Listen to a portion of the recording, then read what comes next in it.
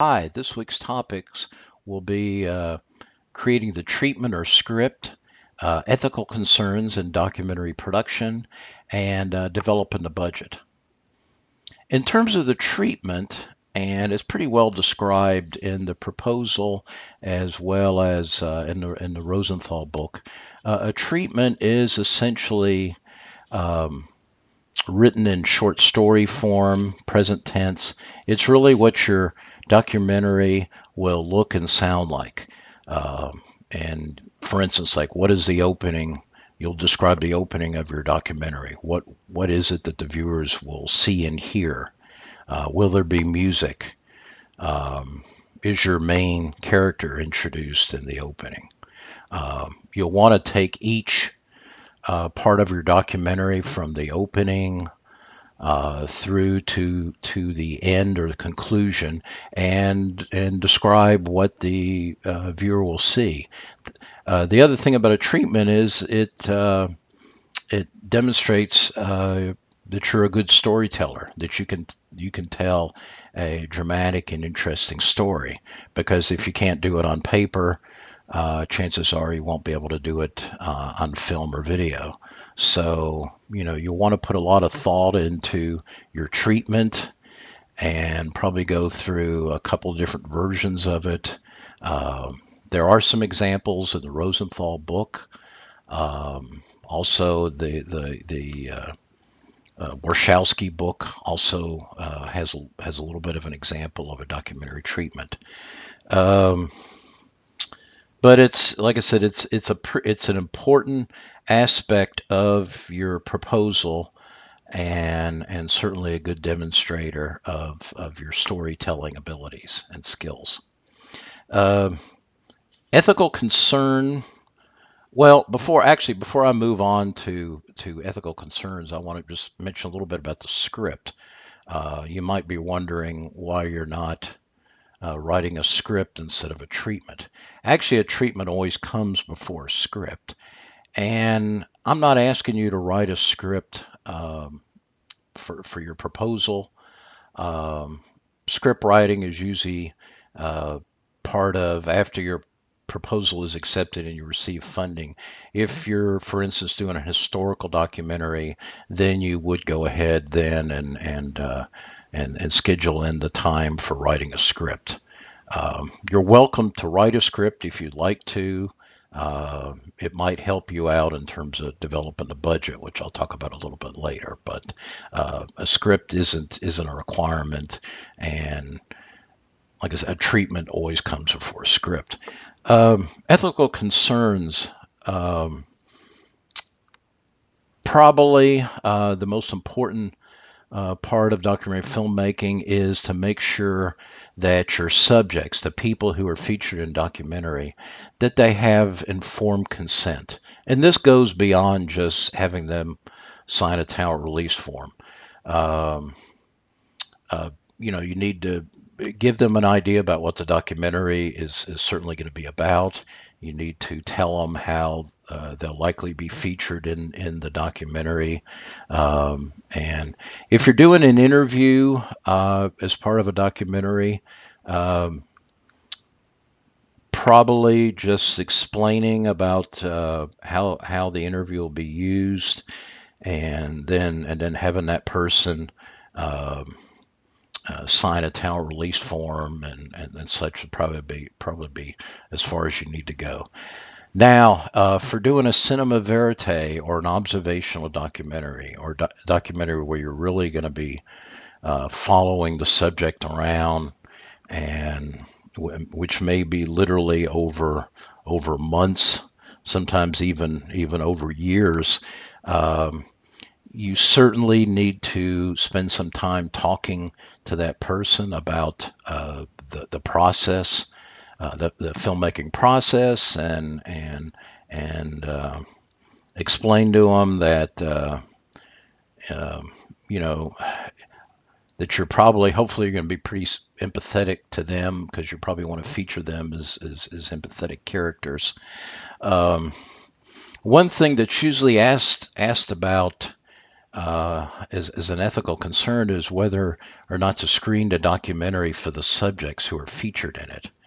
I think, that certainly can be a choice that you can do. One thing you need to think about is whether they'll ask to make any changes. There may be some, if you're covering your subject over time, there may be some features of things that you've captured on film or video that they may not like. Now you can. This is where the informed consent comes from, and you can make an allowance to maybe make some changes. This has been done. I know Frederick Wiseman does this with his documentaries, as he allows the subjects to make um, a certain change, ask for certain changes, and he usually goes ahead and does that. But I wouldn't, beyond a initial rough cut screening, I think from there, I think it's then up to the filmmaker. I mean, go ahead and make the change if that's something that's agreed on, but then um, I wouldn't allow any more screenings after that. Once again, you need to really um, explain to the subject about the filmmaking process, and get them to understand it. There is a good video that I'm asking you to watch this week, that goes into some a little more into some of the ethical situations that crop up, and it's really is important for documentary filmmakers to understand that the subject certainly has rights, and they need to understand about what how they're going to be featured and such in the documentary. So the last part is developing the budget. And how you develop the budget is you take your treatment and then you begin to develop a production schedule. You decide on like how many weeks will it take you to do the research, to do a little more research. How long will it take you if you're going to need to write a script, the time for writing a script, and then you need to any other pre-production activities. You need to kind of think about the amount of time that you need, as well as the production process itself, the shooting of the documentary, all the way up to post-production, um, and and figuring the screenings that you'll need to have, and also I would include marketing and publicity. The more details that you have um, in your production schedule, the better materials will have for developing your budget. And if you think about some of the certain things to think about is the amount of travel that you'll be doing, um, from going from one place to another. It could be international, it could be cross country. You need to kind of factor that all in. Um, there's always questions about how much can you do within a day. I would say probably most interview setups would probably take at least half a day. If you need a lot of B-roll at the particular location, that probably would take the other half of the day. It just kind of depends on how much footage you need shot. Um, it's a little easier with historical scripted documentary in terms of thinking about putting together the production schedule and thinking about how much time you need to do all the different things that are going to be part of your documentary.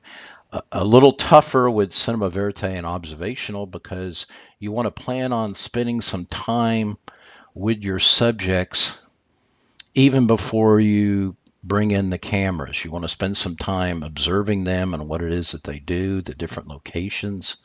Um, this may be a couple weeks to do this, and then you'll bring in your camera crew. And keep in mind, for cinema verite or observational, it's not unusual to have like a 40-to-1 shooting ratio, which means for every 40 minutes of film or video you shoot, you'll end up with 1 minute of screen time after you end up doing the editing and finding the story among all the footage that you have in there.